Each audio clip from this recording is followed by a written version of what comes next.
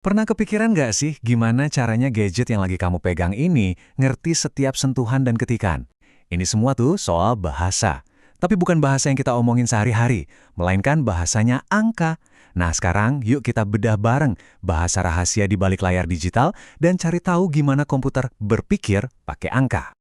Gini, kita manusia kan gampang ya, ngitung pakai 10 jari. Makanya sistem angka kita basisnya 10. Terus komputer gimana? Kan dia nggak punya jari, dia cuma punya jutaan saklar super kecil yang cuma tahu dua kondisi, nyala atau mati. Nah pertanyaannya, gimana caranya sistem yang kelihatannya sesimpel ini bisa ngejalanin semua hal rumit di dunia digital kita? Oke, jadi nanti kita bakal mulai dari yang kita udah kenal banget, terus kita nyelam ke bahasanya komputer.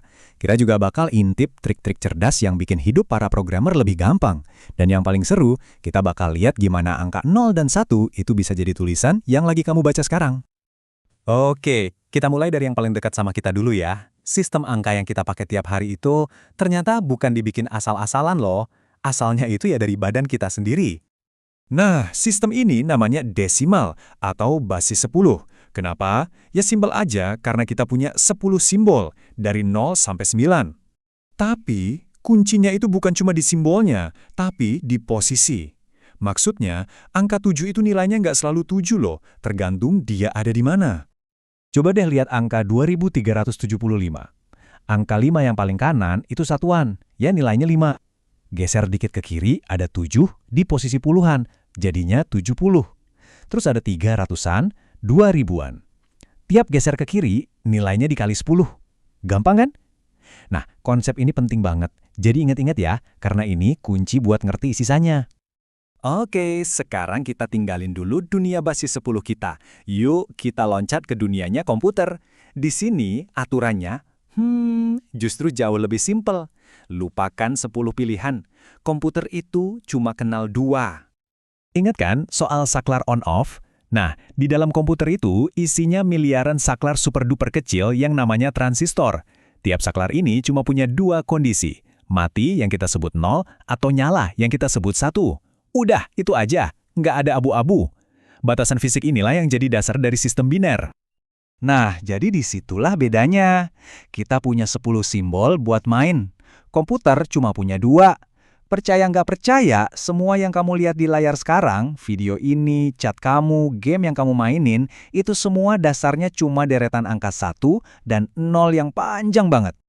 Terus gimana dong cara ngerjemahin bahasa kita ke bahasanya komputer? Ada cara gampang, namanya metode sisa bagi. Gini caranya, ambil angka desimal kita, terus bagi 2, catat sisanya. Pastikan kalau nggak 0, ya 1. Nah hasil baginya, bagi lagi sama 2, catat lagi sisanya. Ulangin terus sampai hasilnya jadi 0. Deretan sisa yang tadi kita kumpulin, kalau dibaca dari bawah ke atas, voila, itulah angka binernya. Coba bayangin deh, kalau kita harus ngeliatin jutaan angka 0 dan 1.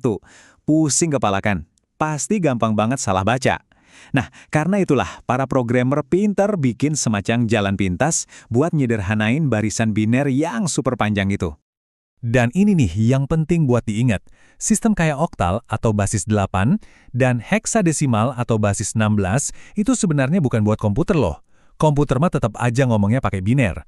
Sistem-sistem ini tuh dibikin buat kita, buat manusia, biar kita lebih gampang baca dan nulis data biner yang panjang-panjang itu dengan lebih singkat. Coba lihat tabel ini deh. Fokus ke kolom heksadesimal. Lihat deh, abis angka 9, dia pakai huruf A sampai F buat ngewakilin angka 10 sampai 15. Kerennya di mana? Satu karakter heksadesimal itu bisa langsung mewakili 4 digit biner. Kalau kamu pernah lihat kode warna di web yang ada pagarnya, kayak hashtag FF5733, nah, itu heksadesimal lagi beraksi. Oke, terus gimana cara nerjemahin dari biner ke jalan pintas ini? Ternyata gampang banget. Jauh lebih gampang dari yang kamu kira. Kuncinya cuma satu kata, pengelompokan. Nah, ini dia nih momen ahanya. Kamu nggak perlu kalkulator canggih atau rumus ribet buat ngubah biner ke oktal atau heksadesimal. Kamu cuma perlu tahu cara ngelompokin bit-bitnya aja. Aturannya simple banget. Kalau mau ubah biner ke oktal, kelompokin angkanya 33. Kalau mau ke heksadesimal, kelompokinnya 44. Logis kok, karena 2 pangkat 3 itu 8, basisnya oktal. Dan 2 pangkat 4 itu 16, basisnya heksadesimal.